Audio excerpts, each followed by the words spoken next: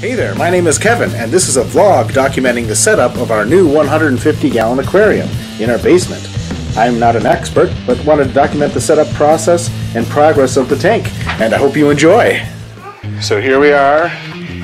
Step one for putting up a large aquarium is to move that bed. That's where our fish tank will go, eventually. Okay, you may be asking what prompted us to buy a big aquarium. I bought a 15-gallon high for my son at Christmas the year before, and we had a good time learning about fish. And after a while, my son started bringing up discus. Well, I had never kept discus before for many reasons. I found this intimidating, the fish are picky and expensive, and the people are very opinionated and intense, and I never had a desire to go down that road. But I started poking around YouTube and talking with some people who have kept discus to get some encouragement. And that's how this got started. I should also mention that prior to this, I never had a planted aquarium, and I'm so glad I gave it a try. Picking the location of the aquarium is important. We're planning on keeping discus, so we wanted to keep the aquarium in a low traffic area, as well as the basement, just in case there was a leak. Once we figured out the new location, we went to Aqualand Aquarium Center in Minneapolis to start deliberations in their amazing tank room, which is a sight to behold if you have never been. This is a dangerous place for me.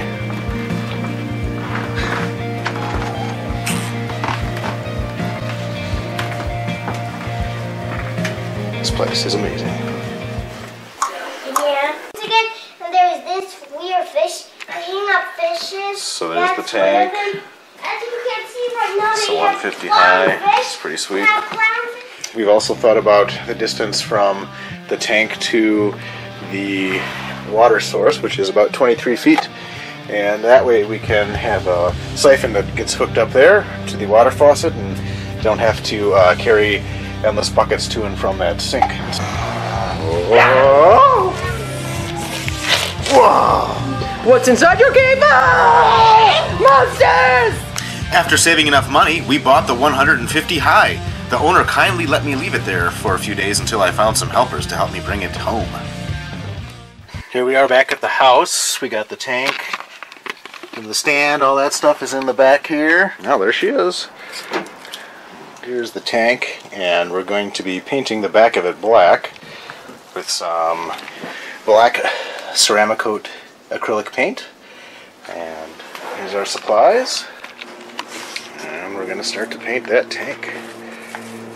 Oh, it's exciting. After using a hairdryer to speed up the drying time, it took 3 coats of paint until it was nice and uniformly black. Next, our kind neighbors helped move the 450-pound aquarium. We had them over for a big dinner a few days later.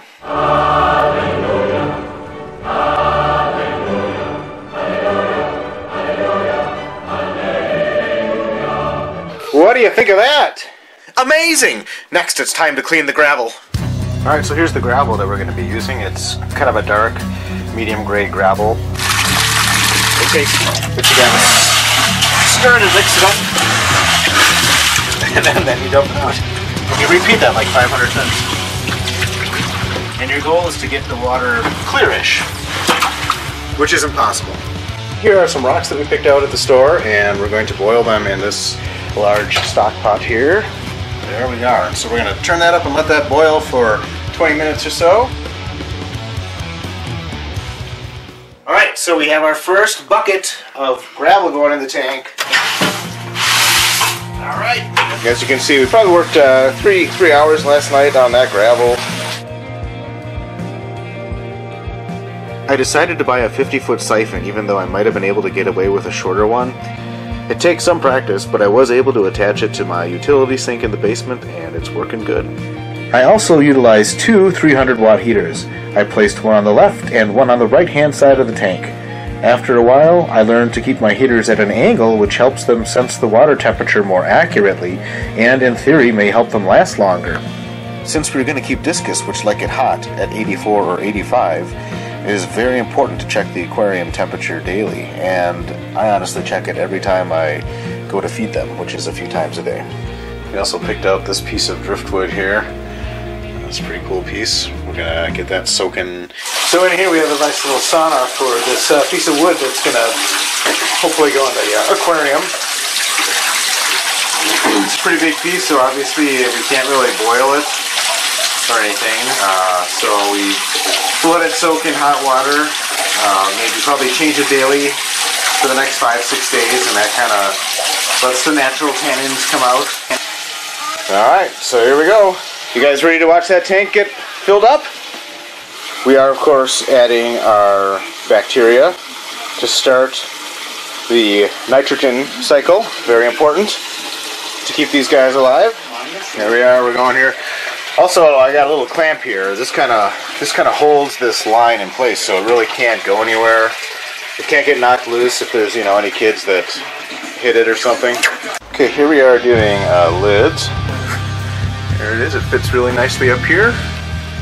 Okay, our water is full, so we're gonna go turn off the siphon. Alright, for this tank we're going to be using 2 canister filters. There's a bunch of different types of filters that you can use for all different sizes of aquariums. Hang-on back filters are great. With this particular one, I'm going to use 2 of these canister filters, and the point of them is to provide surface area for beneficial bacteria to form colonies and grow to help you know, eat up the fish poop and all the bad stuff in your tank. And so really that's your key with this, is how much surface area can I get in this bad boy.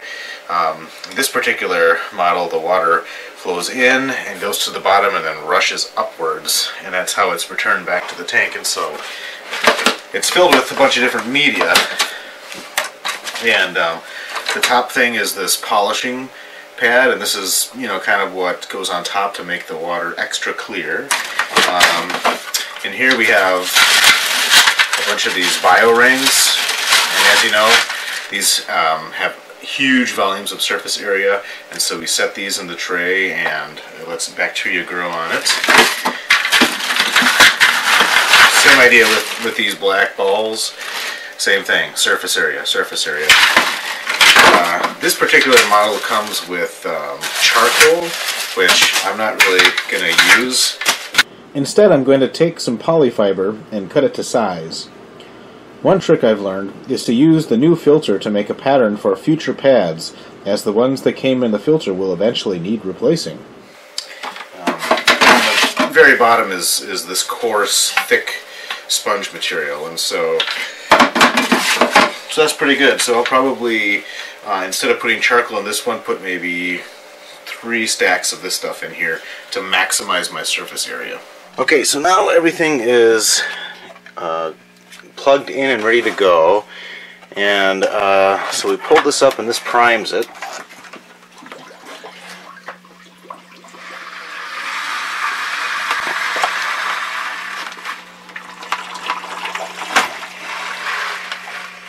And then that gets it going. You pull it up and down, and that literally is enough, apparently, to get it to go. Just listen to how quiet this is. I mean, you can't hear it. So we now have the wood in there and the light on. So stuff is happening. We have our filter running in there. After 2 days, I slowly added some hardy fish to the aquarium, and about a week later, alright, here's the 150 that we put up last weekend. Finally have a couple of fish in there. Gonna probably keep these fish in here for about 4 to 6 weeks, see how they do, and let the filter establish itself, and then we'll start getting into some more schooling fish and stuff, and some live plants. This is where we're at now, though.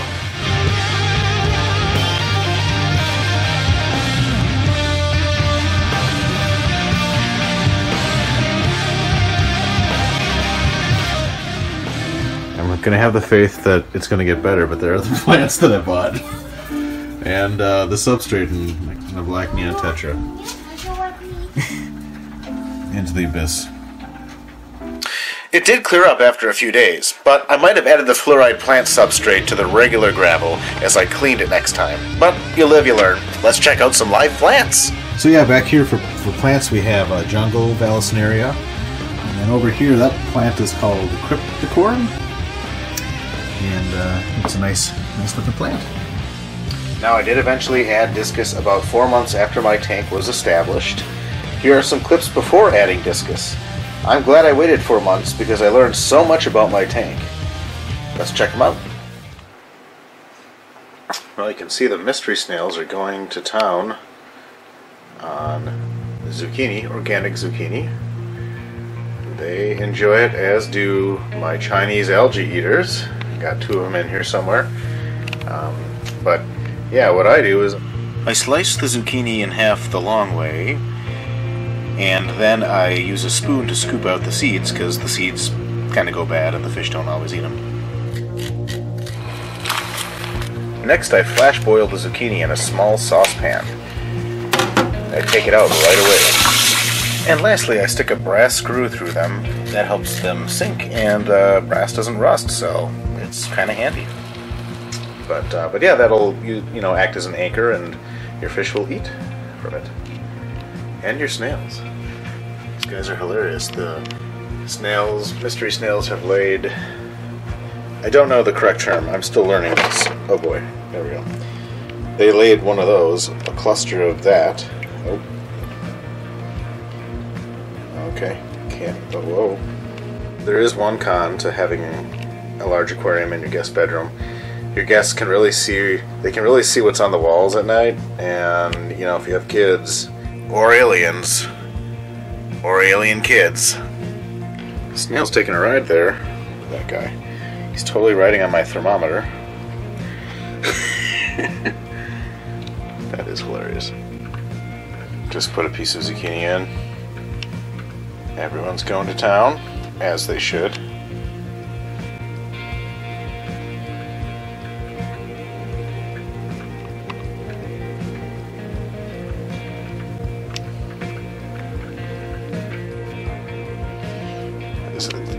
It's funny, they don't know that there's like another one right over there. We talk about water lettuce and how I love it. It's such a cool little plant. Floats around, provides a little shade. I've never had autosinkless before. They do all the work. All work, no play. But that's how they roll.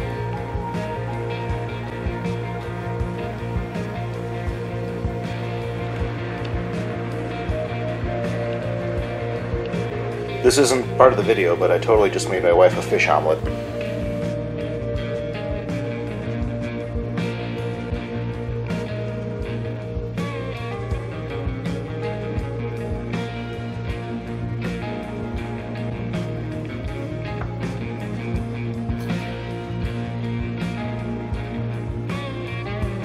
After several months, I got to know my new tank better. I tested my water for pH, ammonia, nitrite, and nitrate, and performed water changes when my nitrate got too high. It came out to about every other week prior to keeping the discus. As far as canister filter maintenance goes, I have 2 canister filters. I change my Forza canister filter monthly and my Marineland filter every 3 months. It's important not to clean too much at once because we don't want to wipe out all of our beneficial bacteria at once. For this reason, when I'm changing my Marineland canister filter, I don't service my Forza filter until the following month. Oh, let's just go check the temperature here. Oh, there's a snail. We can't tell.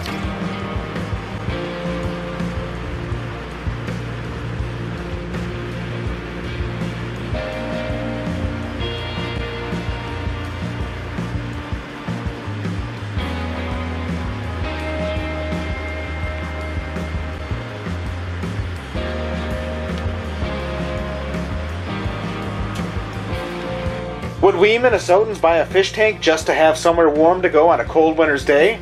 Oh, yeah. There are many choices these days of where to buy your fish and supplies and get advice. Online, directly from breeders, chain pet stores, and small businesses, they all have their advantages and there's no wrong way to do it.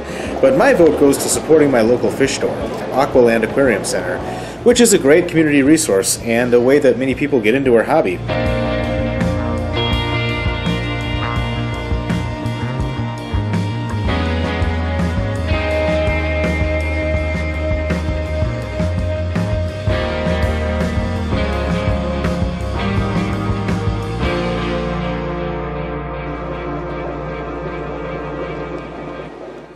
Well, let's get those discus in the tank. Okay, here we are, about to release our first batch of discus. We got 5 of them here. This guy is just gorgeous. I'll love you even if you pepper. We were particularly lucky in the era of COVID-19 to have just purchased our discus right before things started shutting down. And since you're stuck at home with nothing to do, you find yourself doing things that you probably never would do. Now this is love here. This is a pile of spirulina krill fish food. Some of us are more excited than others, but yes, we're making snail love. This is some snail love here. We're getting, you know, we're pumping up the shelf. Coming home and watching the fish tank after work definitely brought down the blood pressure a few notches. We are grateful for this tank and absolutely love it.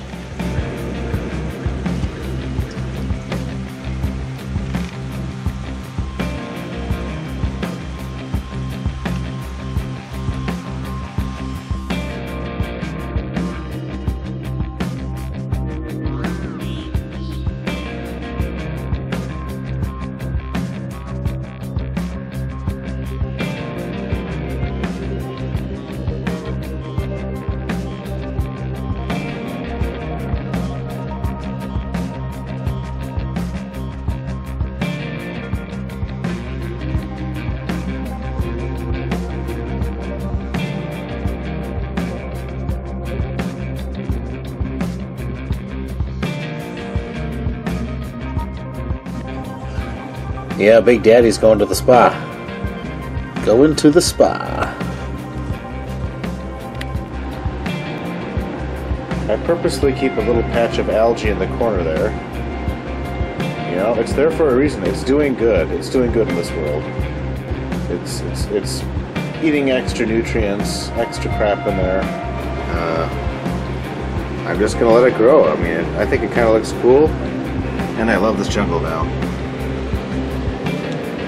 It's like a forest in there. There's neon tetras in there.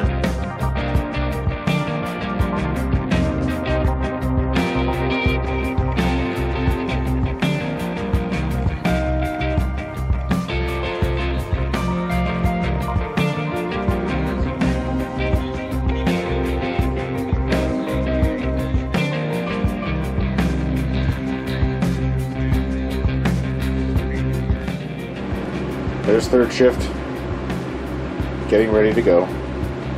Those clown loaches are getting all camouflaged in there with that dragon stone. Look at them lounging. I would be chilling too if I were a clown loach. That's me right there. Yep. They are endlessly amusing fish. Wait, are we zoomed in? Alright, so we got some black tubing. Exhibit A. It's kind of unsightly when you have a black background, and so we're going to put some of this tubing in just to see what it looks like for fun. Ow. Sorry, did I bump you in the head? I am so sorry. So there, I think we've moved our air stones to their final location with black tubing, which is totally awesome. See, this is just kind of the fun stuff that you can do with your aquarium. There's the tube. Totally blends in. And hopefully before long we'll have like a nice thick carpet in back there where you barely even see the black background. These guys want to take over the show. Hey guys, they just got fed, so they're excited. Life is good. But you know, I like this tank. I like this tank because it doesn't feel like just a discus tank, you know? Like there's so much going on, you know, besides the discus. They're great. But, you know, it has that feeling of a community tank. You know, there's just always something going on, and it's pretty cool.